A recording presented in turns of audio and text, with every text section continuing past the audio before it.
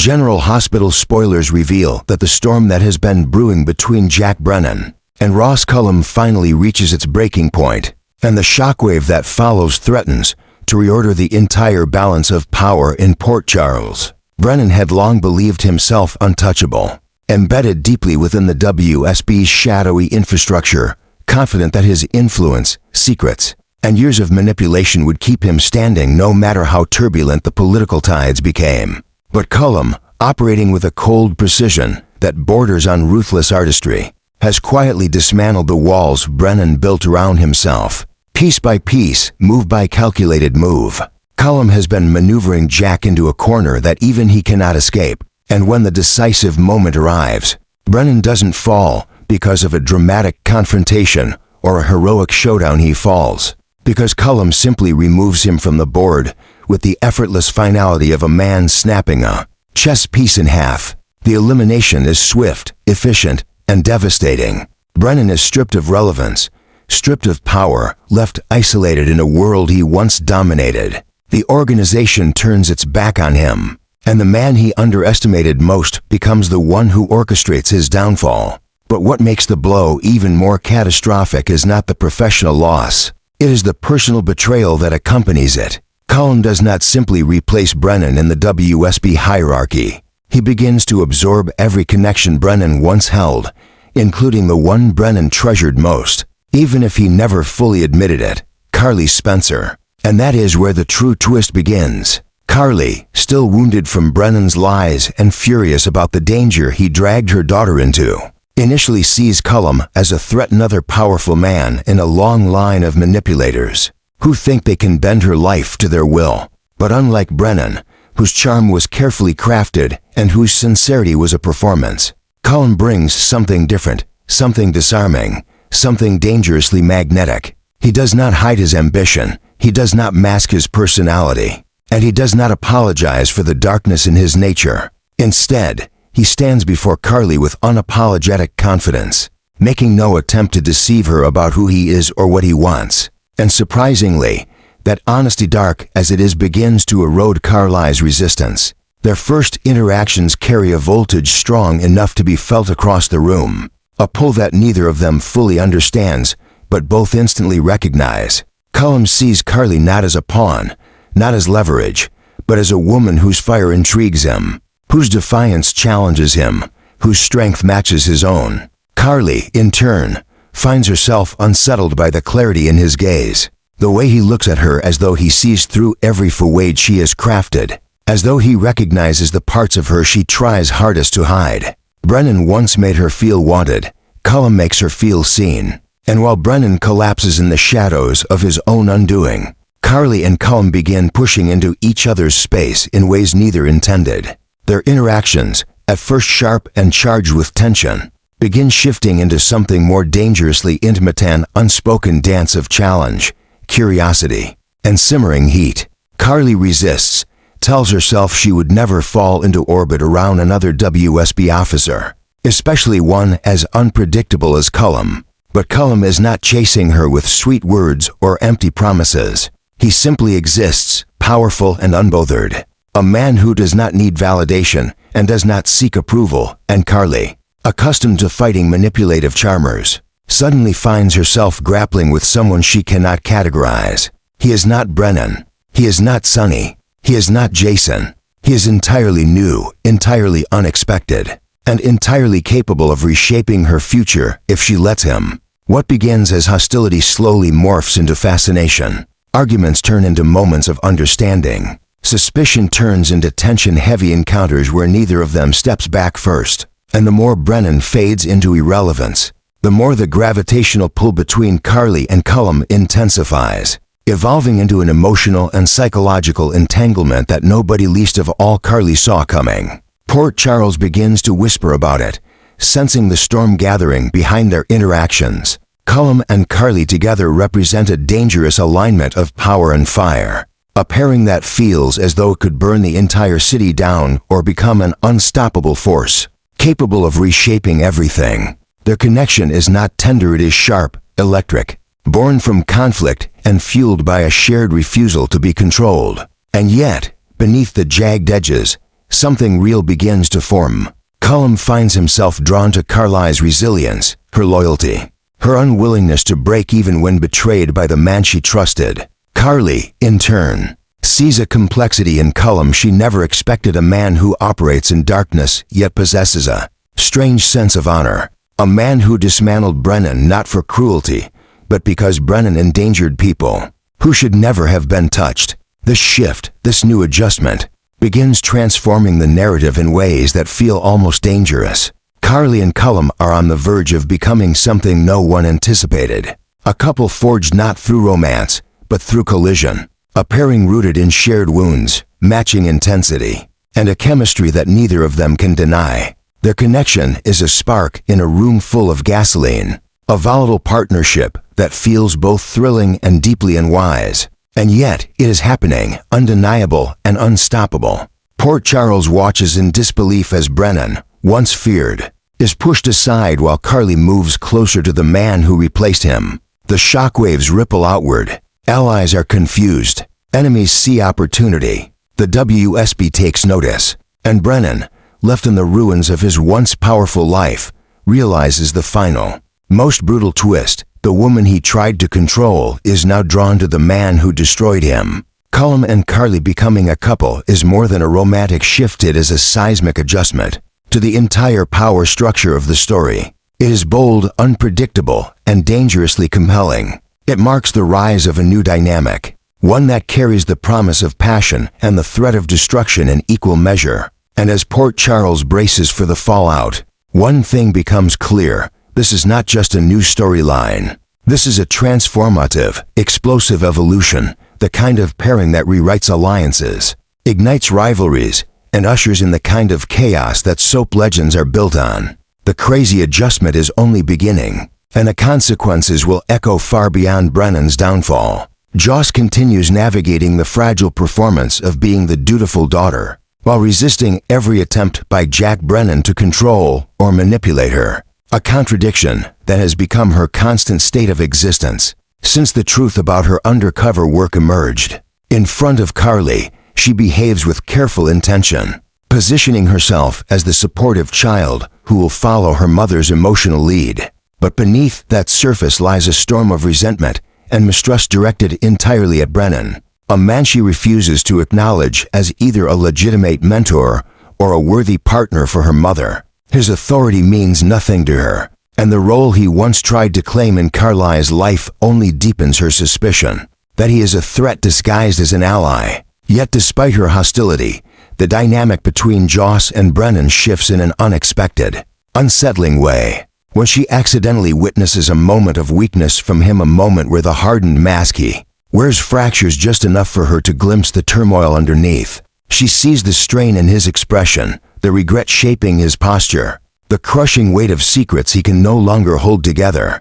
It is the first time Joss sees him not as a manipulator, but as a man unraveling from the inside. And that sliver of humanity, however fleeting, plants doubt in her convictions. She begins to question whether Brennan's intentions were entirely malicious or whether he, too, has become trapped in a web of lies that he can no longer escape. The realization confuses her, pulling at the foundation of her distrust, forcing her to consider that he might genuinely care about the danger he inadvertently pushed her into and the irreversible damage he caused Carly. It challenges her understanding of him, complicating a relationship she had found satisfaction in hating. Meanwhile, an entirely different threat rises at the edges of Port Charles, Ross Cullum. His movements are calculated, deliberate, and dangerously smooth. The actions of a man who always positions himself 3 steps ahead of everyone around him. Cullum plays Brennan and Jens Sidwell against each other with quiet mastery,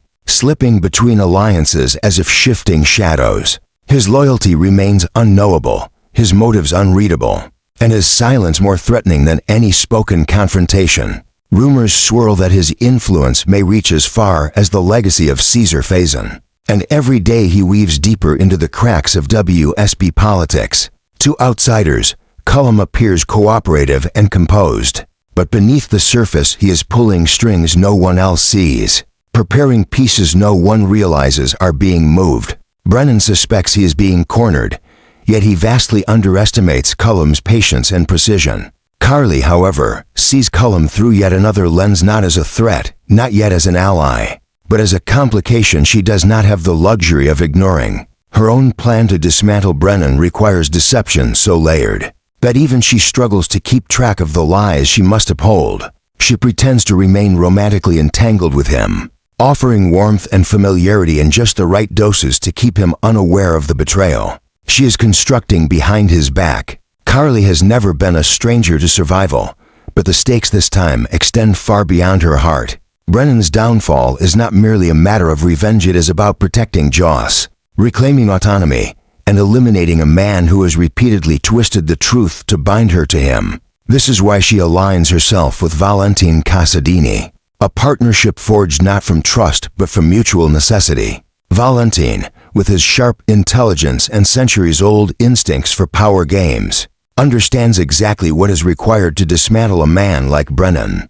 Carly, driven by fury and fear, follows willingly. Yet the deeper Carly steps into this dangerous alliance, the more she finds herself operating in a world she cannot fully control. Her interactions with Cullum begin as cautious exchanges, each conversation laced with tension and curiosity. She quickly realizes he is observing her with a level of detail that unsettles her, dissecting her emotions, her strategies, her vulnerabilities. Unlike Brennan, Cullum does not pretend to be anything other than what he is: a man with secrets, ambition, and the willingness to manipulate anyone if it brings him closer to what he wants. But he is also disarmingly honest in ways Brennan never was. He does not cloak his intentions behind affection. He does not disguise manipulation as protection. Instead, Cullum meets Carly with a raw, unfiltered boldness that challenges her defenses and forces her to confront an uncomfortable truth. He sees her completely and without flinching,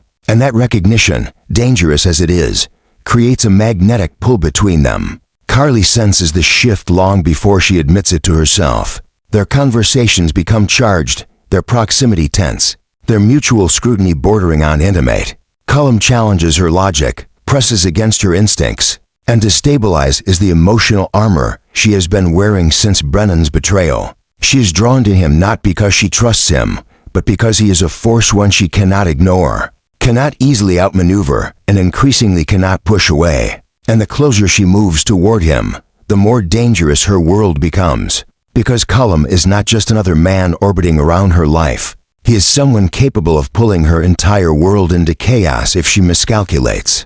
His interest in her, whether genuine, strategic, or both, places her family at risk, and Carly knows it. Yet the gravitational pull persists, threading through every moment until she finds herself standing on the edge of something she cannot fully comprehend. This is the core of the new adjustment, Joss beginning to question who Brennan truly is. Cullum manipulating the shadows with frightening precision. Valentin partnering with Carly in a plan that grows more dangerous by the day. And Carly drifting toward a man whose presence ignites both fear and fascination. In another timeline, Carly might have slammed the door on such an entanglement. But now, with her heart shattered, her trust fractured, and her sense of safety stripped away, she becomes increasingly susceptible to the intensity Cullum projects. He becomes the embodiment of everything she should avoid, yet cannot seem to resist. The danger does not lie solely in the possibility of romance, it lies in the implications. If Carly aligns herself with a man like Cullum, willingly or unwillingly, she risks becoming entangled in a war she cannot predict. Her children become targets. Her reputation becomes ammunition. Her alliances become liabilities. And the very act of letting Cullum close could destroy the fragile structure of control she is clinging to. But the allure is undeniable, and that is what makes this storyline explode with potential. Carly, for the first time in a long time, is drifting toward someone whose darkness matches her own fire. A man who could either become her greatest weapon or her most devastating downfall. This is not just a shift, it is a transformation. A dangerous rewrite of emotional and political lines that threatens to shake the entire GH landscape. Joss is on the brink of seeing Brennan differently. Carly is on the verge of stepping into something volatile with Cullum. And Port Charles is about to witness a collision of loyalties, secrets, and forbidden chemistry that guarantees one thing: Nothing will ever be the same again. The moment Ross Cullum set his plan into motion and dismantled Jack Brennan's power, something shifted inside Carly Spencer, something sharp, electric, and dangerously exhilarating. Brennan's downfall should have felt like closure, a final act of justice for everything he had done to her and her daughter. But instead, the victory pulsed through Carly with a thrill she had not expected. It was not just relief, it was pleasure. A fierce satisfaction blooming in her chest as she watched the man who deceived her unravel. Stripped of the authority he once wielded so casually over her life, for the first time in months, she felt in control again. Felt the taste of triumph after being submerged in deception, manipulation, and betrayal. And Cullum, standing at the center of the wreckage, calm and unbothered, became the catalyst for a new, intoxicating chapter that Carly had not realized she was stepping into. She should have feared him. She should have stepped back the moment she sensed the precision with which he dismantled Brennan. But instead she found herself drawn deeper, captivated by the ruthless elegance of his strategy, the way he moved through danger without apology, the way he gave her exactly what she wanted without demanding anything in return. In destroying Brennan, Cullum didn't just free her, he awakened something inside her that had been dormant for years. The hunger to win, the hunger to fight, the hunger to take back every piece of her life that men like Brennan had tried to claim. And that hunger quickly began to twist into something far more dangerous. Carly tried to tell herself that she was simply grateful, that Cullum's intervention was a convenience, not a temptation. But the more she repeated that lie, the more she found herself replaying the moment Brennan fell, remembering Cullum's steady gaze, his certainty, his precision. He had executed the takedown flawlessly, leaving Brennan powerless and exposed. And that display of dominance stirred something in Carly she could not name. Soon the victory over Brennan became less about justice and more about the high she felt when standing beside Cullum, the sense of power he projected, the way he transformed her pain into purpose. Instead of distancing herself from him, she drifted closer, compelled by a force she didn't fully understand. It frightened her how easily she slipped into the orbit of a man she barely knew. Yet she could not pull back, because Cullum didn't just help her win, he made her feel alive again, sharper, stronger, more dangerous than she had ever allowed herself to be. As the days unfolded, Carly found herself thinking about Brennan's downfall not with regret, but with a dark satisfaction she couldn't shake. She replayed the defeat like a private movie, each time savoring the moment Cullum severed Brennan's influence. The more she dwelled on it, the more it morphed into an obsession, a fixation on the sensation of reclaiming power, of watching someone who had wronged her crumble. And with that fixation came a new, unsettling realization. She wanted more. More control, more justice, more retribution against anyone who dared to destabilize her life. Brennan had been the first target, but he would not be the last if anyone else threatened her family. This shift was subtle at first, creeping into her thoughts like smoke seeping under a door, but soon it filled every corner of her mind. Carly began seeing danger everywhere, threats she hadn't noticed before, cracks in relationships she once trusted, vulnerabilities she suddenly felt compelled to eliminate before they could hurt her. Empowerment transformed into vigilance, vigilance into paranoia, and paranoia into a fierce, consuming obsession with control. And Cullum, instead of calming her, intensified this transformation. His presence was like fuel splashing onto her growing instability. Every time he appeared in her path, she felt that same thrill spike through her chest, as though they shared a secret language built on dominance, strategy, and survival. Carly didn't want to admit she needed him, but she could feel herself leaning toward him with each passing day, drawn to his darkness because it resonated with the storm gathering inside her. He did not flinch at her intensity, did not recoil from her anger, did not judge the shadows forming behind her eyes. Instead, he seemed to understand them, even encourage them, whether intentionally or not.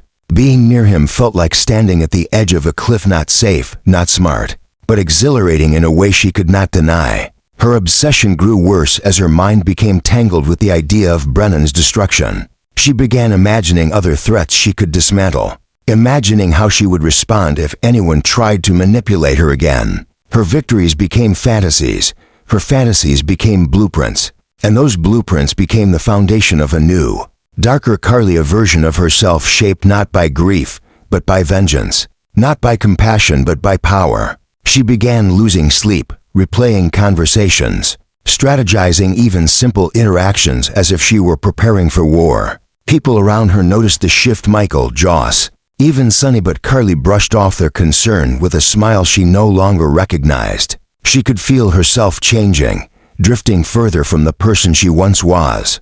But she did not resist, because this new feeling, this sharp, assertive, relentless force inside her, felt too intoxicating to let go. Cullum noticed the change too, and instead of stopping it, he stepped closer. Their connection deepened not through romance, but through shared darkness, shared ambition, shared silence in the moments where danger felt tangible between them. Carly felt vulnerable and powerful at the same time around him, a paradox she could not escape.